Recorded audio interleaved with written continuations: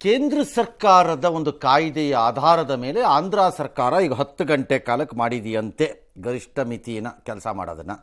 ಇಲ್ಲೂ ಏನೋ ಚರ್ಚೆ ಮಾಡೋಣ ಅಂತ ಇವತ್ತು ಕರೆದ್ರಂತೆ ನಮ್ಮ ರಾಜ್ಯದಲ್ಲಿ.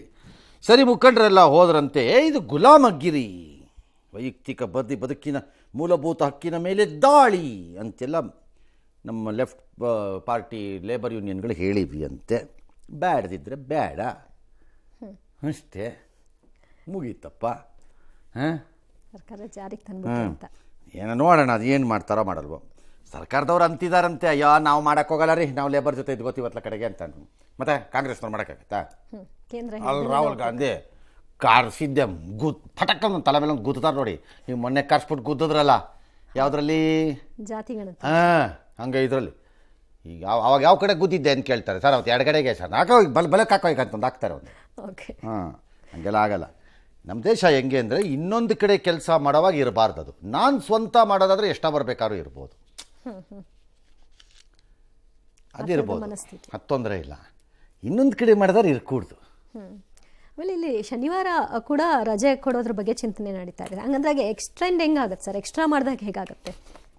ನಂಗೆ ಗೊತ್ತಿಲ್ಲಪ್ಪ, ನಾನು ಅದನ್ನು ನೋಡಿ ಕೆಲಸ ಮಾಡಿಲ್ಲ, ಹಂಗಾಗಿ ನಾನು ಮಾತಾಡೋಕ್ಕೆ ಹೋಗಲ್ಲ. ನಾನಂತೂ ಮಾಡಿಲ್ಲ ಅದನ್ನು ನೋಡ್ಕೊಂಡು ನನ್ನ ಲೈಫಲ್ಲಿ. ಹಾಗಾಗಿ ನಾನು ಯಾಕೆ ಮಾತಾಡಿದ್ರೆ ಇನ್ನೇನಾರು ಕಾಮೆಂಟ್ ಆಗ್ತಾರೆ ಆಮೇಲೆ. ಈಗ ಯಾಕಪ್ಪ ನಿಮ್ಮ ಇಷ್ಟ ಬಂದಂಗೆ ಮಾಡ್ಕೊಳ್ಳಿ, ಬೇಕಿದ್ದವರು ಕೊಡಿ, ಬೇಡ್ದಿದ್ರು ಬಿಟ್ಬಿಡಿ ಅಷ್ಟೇ. ಆಯ್ಕೆ ಅವ್ರಿಗೆ ಬಿಟ್ಟು ಭಾಳ ಸರಳಪ್ಪ, ಅದರಲ್ಲಿ ಏನಿದೆ.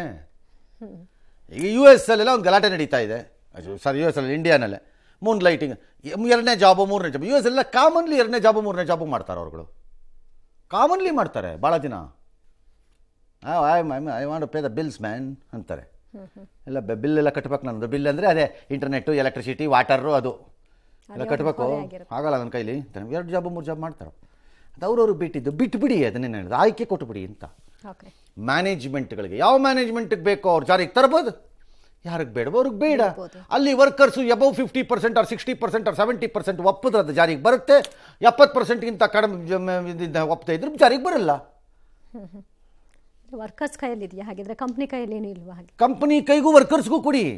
ಎಕ್ಸ್ ಕಂಪನಿನವರು ನಾನು 10 ಗಂಟೆ ಮಾಡಬೇಕು ಅಂತಾರೆ, ವರ್ಕರ್ಸಲ್ಲಿ ಕೇಳಿಸಿ. 100 ಜನ ವರ್ಕರ್ ಇದ್ದಾರೆ, 70 ವರ್ಕರು ಮಾಡೋಣ ಅಂತಂದರೆ ಮಾಡಿ. ಮೆಜಾರಿಟಿ ವರ್ಕರ್ಸು ಬೇಡ ಅಂದರೆ 40 ವರ್ಕರ್ಸ್ ಮಾಡೋಣ ಅಂತಂದ್ರೂ ಬೇಡ, ಮೆಜಾರಿಟಿ ಅಷ್ಟೇ. ಇನ್ನು ಕರ್ನಾಟಕದ ಬ್ರ್ಯಾಂಡ್ ನಂದಿನಿಯನ್ನು ಕಡೆಗಣಿಸಿ ಬೆಂಗಳೂರಿನಲ್ಲಿ 10 ಮೆಟ್ರೋ ನಿಲ್ದಾಣಗಳಲ್ಲಿ ಅಮೂಲ್ ಮಳಿಗೆಗಳನ್ನು ತೆರೆಯಲು ನಮ್ಮ ಮೆಟ್ರೋ ಮುಂದಾಗಿತ್ತು. ಈ ಬಗ್ಗೆ ಪಬ್ಲಿಕ್ ಟಿವಿ ವರದಿ ಮಾಡಿದ ಬೆನ್ನಲ್ಲೇ ಮೆಟ್ರೋ ನಿಲ್ದಾಣದಲ್ಲಿ 20 ನಂದಿನಿ ಮಳಿಗೆಗಳಿಗೆ ರಿಯಾಯಿತಿ ದರದಲ್ಲಿ ಓಪನ್ ಮಾಡೋದಕ್ಕೆ BMRCL ಒಪ್ಪಿಗೆ ಕೊಟ್ಟಿದೆ. ಗ್ಲೋಬಲ್ ಟೆಂಡರ್ ಕರೆದಿದ್ವಿ, ಅದಕ್ಕೆ ಅಮೂಲ್ನವರು ಅರ್ಜಿ ಹಾಕಿದ್ರು, ಆದರೆ KMFನವರು ಅರ್ಜಿ ಹಾಕಿರಲಿಲ್ಲ ಅಂತ ಹೇಳ್ತಾ ಇದ್ದಾರೆ. ತೀವ್ರ ಟೀಕೆ ಬೆನ್ನಲ್ಲೇ DCM ಕೂಡ ಇದಕ್ಕೆ ಪ್ರತಿಕ್ರಿಯೆಯನ್ನು ಕೊಟ್ಟಿದ್ದಾರೆ. ನಾವು ಓಪನ್ ಟೆಂಡರ್ ಕರೆದಿದ್ದು, ಯಾರು ಬೇಕಾದ್ರೂ ಮಾಡಿ ಅಂತ ನಮ್ಮ ನಂದಿನಿ ಅವರು ಹಾಕೊಂಡಿರ್ಲಿಲ್ಲ. ಅಮೂಲ್ ಅವ್ರಿಗೆ 2 ಕಡೆ ಕೊಟ್ಟಿದೀವಿ. ಕೇಳಿದ್ರು 10 ಕಡೆ ಕೇಳಿದ್ರು, 2 ಕಡೆ ಕೊಡ್ತಾ ಇದೀನಿ. 8 ಕಡೆ ಈಗ ಸದ್ಯಕ್ಕೆ ನಂದಿನಿ ಅವರು ಮಾಡ್ತಾರೆ, ಅವ್ರಿಗೆ ನೀವು ಮಾಡಿ ಅಂತ ಹೇಳಿದ್ವಿ. BMRCL ಒಂದು ಪಾಲಿಸಿ ಇರ್ತದೆ, ಅವರು ಜಾಗ ಕೊಡ್ತಾ ಇದ್ರೆ we give it on expression of interest ಆಧಾರದ ಮೇಲೆ ನಾವು ರೆಂಟಲಿಗೆ ಕೊಟ್ಬಿಡ್ತೀವಿ. DCM 2 ಕಡೆ ಅಮೂಲ್ ಕೊಡಿ, ಮಿಕ್ಕಿದ 8 ಕಡೆ ಇವರು ಕೊಡಿ, ನಂದಿನಿ ಕೊಡಿ ಅಂತ ಹೇಳಿ ಸರ್ಕಾರ ಏನು ನಿರ್ದೇಶನ ಮಾಡ್ತಾರೆ ಅದರ ಆಧಾರದ ಮೇಲೆ ನಾವು ಮುಂದುವರ್ತೀವಿ. ಒಪ್ಪಂದ ಅಂತ ಹೇಳಿದ್ರೆ ಒಂದು 2-3 ಜಾಗದಲ್ಲಿ ಸುಮಾರು 20 ರಿಂದ 25 ಮಳಿಗೆಗಳನ್ನ ತೆರಲಿಕ್ಕೆ. ಈ ರಾಮಲಿಂಗಾರೆಡ್ಡಿ ಆಫ್ ಮಾಡ್ರಿ ಅವ್ರನ್ನ. ಬರೀ ನಿಮ್ದು ಬರೀ ರೈತರು ಎಮೋಷನಲ್ಲು ಹಿಂಗೆ ಫೈಟ್ ಮಾಡೋದೇ ಆಯಿತು ನಿಮ್ಮ ಕೆಲಸ. ಮಾಡ್ಬೇಕಾದ ಕೆಲಸ ನೆಟ್ಟಿಗೆ ಮಾಡ್ದೆ ಕೂತ್ಕೊಂಡಿಲ್ಲಿ ಸುಮ್ಮನೆ ಕೂತ್ಕೊಳ್ರಿ, ಆಫ್ ಮಾಡಿರಿ ಅವ್ರನ್ನ, ಹಾಕ್ಬೇಡ್ರಿ ಅವ್ರನ್ನ. ಈಗ ಏನು ಅಲ್ಲ, KMFನವರು ಅರ್ಜಿನೇ ಹಾಕ್ಕೊಳ್ದೆ ಕೂತಿದ್ರು. ಈಗ ಆಯಿತು, ಅವ್ರು ಅರ್ಜಿ ಹಾಕಿಲ್ಲ, ಕೊಡೋದಿಲ್ಲ. ಮತ್ತು BMRCL ಬಿಡಿ, ಅದು ಫಾರಿನ್ ಕಂಪನಿ ಅಲ್ಲವ? ಅದು ಫಾರಿನ್ ಕಂಪ್ನಿ ಅಲ್ವಾ? ಅಲ್ಲ, ನಮ್ಮ ರಾಜ್ಯದಲ್ಲಿ ನಮ್ಮ ದೇಶದಲ್ಲಿ ಕಂಪ್ನಿ ನಡೆಸ್ತಾ ಇದ್ದಾರೆ ಅಂತ ಅಂದ ಯಾರು? ಅದಾ ಅದು ಫಾರಿನ್ ಅಲ್ವಾ? ಅದ ಯಾಕೆ ಸರ್? ನಾನು ಇಲ್ಲಿವರೆಗೂ ಹಂಗೆ ಅನ್ಕೋ ತಪ್ಪು ತಿಳ್ಕೊಂಡಿದ್ದೀನಾ? ಅವ್ರು ನಡ್ಕೊಳ್ತಿರೋ ರೀತಿ ಹಂಗೆ ಅನ್ನಿಸ್ತು. It's nothing but a foreign company. British ಪಳೆಯುಳಿಕೆಗಳ ಇದು ಅಲ್ಲಿರೋದಲ್ಲೆಲ್ಲ ಒಬ್ಬಿನ ಸಂಸ್ಥೆ ಯಾವುದಾದ್ರು ಈ ದೇಶದಲ್ಲಿ ಇದ್ದರೆ ಸರ್ವೆ ಮಾಡಿಸ್ಬಿಡ್ತೀನಿ. ಅದು BMRCL ಉದ್ಯೋಗಿಗಳನ್ನ ಆ ನೌಕರಿ ಎಲ್ಲರದ್ರಲ್ಲೂ ಅವರೇ. ಕನ್ನಡದ ವಿರೋಧಿ ಸಂಸ್ಥೆ ಅದು. ರಾಮಲಿಂಗಾರೆಡ್ಡಿಗೆ ಒಬ್ರಿಗೆ ಗೊತ್ತಿಲ್ಲ, ಅದು ಕೇಂದ್ರ ಸರ್ಕಾರದ್ದು ಅಂತೇಳಿ ಸುಮ್ಮನೆ ಕೈ ಸುಟ್ಕೊಂಡಿದ್ದಾರೆ ಇವತ್ತು. ಕೇಂದ್ರ ಸರ್ಕಾರದ್ದಾದರೆ ಆಫೀಸರ್ನ ಹಾಕಕ್ಕೆ ಕತೆಕಾಯಕ್ಕೆ ಆಫೀಸರ್ ಆಗ್ತೀರಾ ಸರ್ಕಾರದವ್ರು ನೀವು? ಈಗ DK ಹೇಳಿದ ತಕ್ಷಣ ಅಲ್ಲಿ ಮಳಿಗೆ ಕೊಡೋಕ್ಕೆ ಕೇಂದ್ರ ಸರ್ಕಾರದವ್ರು ಯಾಕೆ ಕೇಳಬೇಕು ಅದನ್ನು? ಇವೆಲ್ಲ ಪ್ರಶ್ನೆ ಎಲ್ಲ ಕೊಡಿ, ಖಾಲಿ ಇದ್ದರೆ ಜಾಗ ಬಾಡಿಗೆಗೆ ಹಾಕಿ ದುಡ್ಡು ಮಾಡಿಸಿ ಬೇಗ ಇದಾಗಲಿ. ನಾನು ಬೇಡ ಅಂದಿಲ್ಲ. ಏನು ಹೇಳಿದ್ರಪ್ಪ ಎಲೆಕ್ಷನ್ ಟೈಮಲ್ಲಿ ಸಾಹೇಬ್ರು? ಸೇವ್ ನಂದಿನಿ. ಹಿಂಗೆ ಅನ್ಕೊಂಡಿದ್ದೆ, ಕರ್ಕೊಂಡು ಹೋಗಿದ್ದೆ. ಏನು ಹೇಳಿದ್ರಿ? ಮುಗಿಸೇ ಬಿಡ್ತಾರೆ KMF ನಮ್ಮಲ್ಲೂ. ಹೌದು. ಅಮಿತ್ ಶಾ ಕ್ಲೋಸ್. ಏನು ಸಿದ್ದರಾಮಯ್ಯನವ್ರಂತೂ ಎರಡೆರಡು ಕೈಯೂ ಎತ್ಕೊಂಡು ಮಾತಾಡ್ತಿದ್ರು ಈ DK ಶಿವಕುಮಾರ್ ಮಾತು ಕೇಳ್ಕೊಂಡು. ಏನು ಅಭಿಯಾನ ಮಾಡಿದ್ದೆ. ಅದು ಬದುಕು ಮತ್ತು ಭಾವನೆ ಅಲ್ಲ. ಅವತ್ತು ಓಟ್ ಬೇಕಿತ್ತು, ಭಾವನೆ ಅದು ಬೇಕಿರಲ್ವಾ? ಈಗ ಉತ್ತರ ಕೊಡ್ರಿ ಇದಕ್ಕೆ ನೋಡೋಣ. ಈಗ ಗೊತ್ತಿಲ್ಲದೆ ಇರೋ ಥರ ಹೇಳೋದು ಅಂತರಿಸಿರ್ತಾರೆ. ಯಾಕೆ ಕೊಡ್ತೀರಿ ಈಗ ಅಮೂಲ್ಗೆ? ನಿಮ್ಮ ಪ್ರಕಾರದಲ್ಲಿ ಅಮೂಲ್ ಇಲ್ಲಿ ಆಪರೇಟೇ ಮಾಡಬಾರ್ದಲ್ಲ. I will take every bit of your talking statement ಅವತ್ತಿನ ದಿನಗಳಲ್ಲಿ. ನಿಮ್ಮ ಪ್ರಕಾರ ಇಲ್ಲಿ ಅಮೂಲ್ ಆಪರೇಟೇ ಮಾಡೋಂಗಿಲ್ಲ. ಬಡ್ಕೊಂಡಿವಿ ನಾವು, ಹಂಗೆ ಮಾಡೋಕ್ಕೆ ಬರಲ್ಲ. Karnataka is operating outside. ನಮ್ದು ಹಾಲು ಆಚೆ ಹೋಗ್ತಿದೆ. ಅಲ್ಲೂ ಈ ವಿರೋಧ ಬರುತ್ತೆ ಅವಾಗ. ಕೆಡಿಸ್ಕೊಳ್ಳೋಂಗೇ ಇಲ್ಲ ಅದನ್ನು. ಬಿಟ್ರು ರೈಲನ್ನು. ರಾಹುಲ್ ಗಾಂಧಿ ಕರ್ಕೊಂಬಂದಿದ್ದೇನು, ಐಸ್ ಕ್ರೀಮ್ ಕೊಡಿಸಿದ್ದೇನು, ಬಾ ಬಾ ಬಾ ಬಾ ಬಾ ಬಾ. ಈಗ ಅದಕ್ಕೆ ಹೇಳೋದು ಎಸ್ SSLC 20 ಕಡೆ ಕೊಡ್ತಾರಂತ 15 ಕೊಡ್ರಿ. ಯಾರು ಬೇಡ ಅಂದವ್ರ? ರಿಯಾಯಿತಿ ದರದಲ್ಲಿ ಕೊಡ್ತಾರೆ ಸರ್. SSLC ಪರೀಕ್ಷೆಯಲ್ಲಿ ಕಡಿಮೆ ಫಲಿತಾಂಶ ಪಡೆದಿರುವಂತಹ ಸರ್ಕಾರಿ ಮತ್ತು ಅನುದಾನಿತ ಶಾಲೆಗಳ ಮೇಲೆ ಕ್ರಮಕ್ಕೆ ಸರ್ಕಾರ ಮತ್ತು ಶಿಕ್ಷಣ ಇಲಾಖೆ ಮುಂದಾಗಿದೆ. ಈ ವರ್ಷದ ಫಲಿತಾಂಶದ ಬಗ್ಗೆ CM ಬೇಸರವನ್ನು ವ್ಯಕ್ತಪಡಿಸಿದ್ರು. ಹೀಗಾಗಿ ಈ ಕ್ರಮಕ್ಕೆ ಮುಂದಾಗ್ತಾ ಇದ್ದಾರೆ. ಏನು ಮಾಡ್ತಾರಂತೆ? 60%ಗಿಂತ ಬಂದಿರೋದಕ್ಕೆ ವಾರ್ಷಿಕ ವೇತನಕ್ಕೆ ಬಡ್ತಿ ತಡೆ, ವಿಷಯವಾರುದೇನೇನು ಕಡಿಮೆ ಬಂದಿದೆ ದಿನ ಸಂಬಳ ಕಡಿಮೆ, ಅನುದಾನಕ್ಕೆ ತಡೆ, ಶಾಲೆಗೆ ಖಾಲಿ ಹುದ್ದೆಗೆ ನೇಮಕವಾದ ವಿಷಯ ಶಿಕ್ಷಕರ ವಿಷಯದಲ್ಲಿ 60% ಪರಿಶ್ರಮ ಅದೇನೇನು ಬಡ್ತಿ ತಡೆ ಎಲ್ಲ ಮಾಡ್ತಾರಂತ. ಅಲ್ಲ ಸರ್, ಇವರು ಸರ್ ಇದೊಂದು ಎಜುಕೇಷನ್ ಡಿಪಾರ್ಟ್ಮೆಂಟ್ ಏನ್ರಿ ಬಾಗ್ಲಾಕ್ರಿ ಸುಮ್ಮನೆ ಅದನ್ನು ವೇಸ್ಟ್ ದುಡ್ಡು ತಿನ್ನಕ್ಕಿದ್ದಾರೆ ಅನ್ನೋ ಥರ ಅನ್ಸತ್ತೆ ನನಗೆ. ಒಳ್ಳೆ ನೋಡಿದ್ರೆ ಮೇಲೆ ಬರೀ ಗ್ರಾಂಟ್ ತಗೊಳ್ಳೋದು. First of all taluka wise ಒಂದು 2 ಡಿಸ್ಟ್ರಿಕ್ಟ್ದು ಲಿಸ್ಟಾರು ಕೊಡ್ರಪ್ಪ. ಅದು ಎಷ್ಟು ಸ್ಕೂಲ್ ಇದೆ, ಎಷ್ಟು ಟೀಚರ್ ಇದ್ದಾರೆ, ಎಷ್ಟು ಮಕ್ಕಳಿದ್ದಾರೆ ನೋಡೋಣ. ಫಸ್ಟ್ ಆಧಾರು ನೋಡೋಣ ತಗೊಂಬನ್ನಿ. 8 ಸ್ಟೂಡೆಂಟು 9 ಸ್ಟೂಡೆಂಟ್ಗೆ 4 ಟೀಚರು 3 ಟೀಚರು, ಇಲ್ಲದ್ರೆ ಒಂದೊಂದೇ ಟೀಚರು ಎಲ್ಲ ಸಬ್ಜೆಕ್ಟ್ನು ಅವರೇ ಎಲ್ಲ ನೋಡಬೇಕು. ಮಾತೆತ್ತಿದ್ರೆ ಪ್ರತಿ ವರ್ಷ ಬಂದಾಗಲೂ 5,000 ಶಿಕ್ಷಕರ ನೇಮಕ. ಏನು ಇಂಡಿಯನ್ ಆರ್ಮಿನ ನಿಮ್ಮದು ಅಗ್ನಿವೀರ್ ಸ್ಕೀಮ್ ಮಾಡಿಬಿಡಿ ನೀವೇ. ಆಯ್ತು, ಓಕೆ. ಟೀಚರ್ಸು ಪಾಠ ಮಾಡಬೇಕು, ಚೆನ್ನಾಗಿ ಮಾಡಬೇಕು, ಎಲ್ಲ ಮಾಡಬೇಕು. ಭಾಳ ಟೀಚರ್ಸ್ಗಳು ಸೋಮಾರಿ ಬಿದ್ದೋಗಿದ್ದಾರೆ ಬಿಡಿ. ಭಾಳ ಟೀಚರ್ಸ್ಗಳು ವೇಸ್ಟ್ ಬಾಡಿಗಳು ಮತ್ತು ಸೋಮಾರಿ ಬಿದ್ದೋಗಿದ್ದಾರೆ.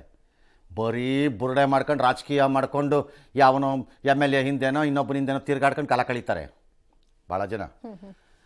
ಪಾಪ ಕಷ್ಟಪಟ್ಟು ಮಾಡಿದಾಗ ರಿಸಲ್ಟ್ ಬರ್ದಿದ್ರು ಅವ್ರು ಏನು ಮಾಡಬೇಕು? ಅವರು ಯಾರಿದಾಗಬೇಕು ಅಂತ ಬಯಸ್ತಾರೆ. ಏನು ಮಾಡಬೇಕು? ಎಲ್ಲ ಫೆಸಿಲಿಟಿನೂ ಕೊಟ್ಟಿದ್ರು ಫಲಿತಾಂಶ ಬರದೇ ಇರೋದ್ರಿಂದ ಅಕ್ರಮ. ನನ್ನ ಪ್ರಕಾರ MLAಗಳು ಒಪ್ಪಲು ಉಳ್ಕೋಬಾರ್ದು. ಎಲ್ಲ ಫೆಸಿಲಿಟಿ ಕೊಟ್ಟಿದ್ದರು ವಿಧಾನಸೌಧಕ್ಕೆ ಸಭೆಗೆ ಬರೋದವ್ರ ಮೇಲೆ ಕ್ರಮ ಅಂದುಬಿಟ್ರೆ ಒಬ್ಬ MLAನೂ ಇರಲ್ಲ. ಡಮಾರ್ ಅಷ್ಟು MLAಗಳು, ಮಧು ಬಂಗಾರಪ್ಪ ಸಮೇತ ಯಾರೂ ಇರಲ್ಲ. ನೀವುಗಳು ಎಲ್ಲಿರ್ತೀರಿ? We need a balance. ಇನ್ನೂ ಬೆಟರ್ ಥಾಟ್ಸು ಮತ್ತು ಬೆಟರ್ ಮೆಥಡಾಲಜೀಸ್ ಏನಾದ್ರು ಯೋಚನೆ ಮಾಡ್ಬೇಕು ನಾವು ಕೂತ್ಕೊಂಡು. ಒಳ್ಳೇದಾಗಬೇಕು ಅಂತಲೇ ಈ ಶಿಕ್ಷಣ ಇಲಾಖೆದು ಇರ್ಬೋದು. ಆದರೆ ಈ ರೀತಿ ಶಿಕ್ಷೆ ಅಲ್ಲ, ಹೀಗಾಗ್ಲಿಕ್ಕಿಲ್ಲ ಅನ್ಸತ್ತೆ ನನಗೆ. And it comes to fundamental right. Finally when they go to court you can't hold. ನೀವು ಹೇಳಲ್ಲ ಕೇಂದ್ರ ಸರ್ಕಾರಕ್ಕೆ ನಾವು ಇದನ್ನು ಜಾರಿಗೆ ತರಲಿಲ್ಲ ಅಂದ್ಬಿಟ್ಟು ನೀವು ಫಂಡ್ ಕೊಡಲಿಲ್ಲ ಅಂದರೆ ಅದು ನಮ್ಮ ಹಕ್ಕಿನ ಪ್ರಶ್ನೆ. ನನ್ನ ಹಕ್ಕು, ನನ್ನ ತೆರಿಗೆ. ಸ್ವಲ್ಪ ನಮ್ಮ DCM ಅನ್ನು ಕರೆದುಬಿಟ್ರೆ ಇನ್ನೊಂದು 2-3 ವರ್ಷ ಬಿಡ್ತಾರೆ ಇರಲಿ ಇಂಥವ್ರು ಸೇರಿಸ್ಲೋಗನ್ಗಳನ್ನ. ಬದುಕು ಮತ್ತು ಭಾವನೆ, ಹಕ್ಕು ಮತ್ತು ತೆರಿಗೆ ಅಂದ್ಕೊಂಡು ಬಿಡ್ತಾ ಇರ್ತಾರೆ ರೈಲನ್ನು. ನೀವು ಬಿಡ್ಬೋದಾ? ಅವರು ಕೋರ್ಟ್ಗೆ ಹೋದ್ರೆ ಅದೇ ಆಗುತ್ತೆ. ಎಸ್. ಟೋಲ್ ಕಿರಿಕಿರಿಗೆ ಬ್ರೇಕ್ ಹಾಕೋದಕ್ಕೆ ಫಾಸ್ಟ್ಯಾಗ್ ಆಧಾರಿತ ಪಾಸ್ ವ್ಯವಸ್ಥೆ ಜಾರಿಗೆ ಕೇಂದ್ರ ಸರ್ಕಾರ ಮುಂದಾಗಿದೆ. 3,000 ರೂಪಾಯಿಗೆ ವಾರ್ಷಿಕ ಟೋಲ್ ಪಾಸ್ ನೀಡಲು ಸರ್ಕಾರ ಮುಂದಾಗಿದ್ದು ಆಗಸ್ಟ್ 15ರಿಂದ ಇದು ಜಾರಿಗೆ ಬರುತ್ತೆ. ಟೋಲ್ ಪ್ಲಾಜಾನಲ್ಲಿ ಯಾವುದೇ ಟೋಲ್ ಪ್ಲಾಜಾನಲ್ಲಿ ಎಷ್ಟೇ ದುಡ್ಡಿರಲಿ ಒಂದ್ಸರಿ ಪಾಸ್ ಆದರೆ ಅದು 1 ಯೂನಿಟ್ ಅಂತ ಕನ್ಸಿಡರ್ ಮಾಡ್ತಾರಂತೆ. ಅಂಥದ್ದು 200 ಯೂನಿಟ್ವರೆಗೂ ನಿಮ್ಗೆ ಅನುಮತಿ ಇದೆ. 1 ವರ್ಷದಲ್ಲಿ 3,000 ರೂಪಾಯಿ ಕೊಟ್ಟರೆ.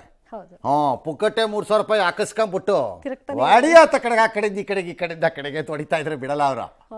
ಆಯ್ತಾ? 200 ಬಿಡ್ತಾರಂತೆ. ಆಮೇಲೆ ಭಾರಿ ವಾಹನಗಳು 10 ರೂಪಾಯಿ ಟೋಲಾರು ಇರ್ಬೋದು, 150 ರೂಪಾಯಿ ಟೋಲಾರು ಇರ್ಬೋದು ಬೇಕಾರೆ. ಯೂನಿಟ್ ಅವ್ರ ಲೆಕ್ಕ ಮಾಡ್ತಾರಂತೆ.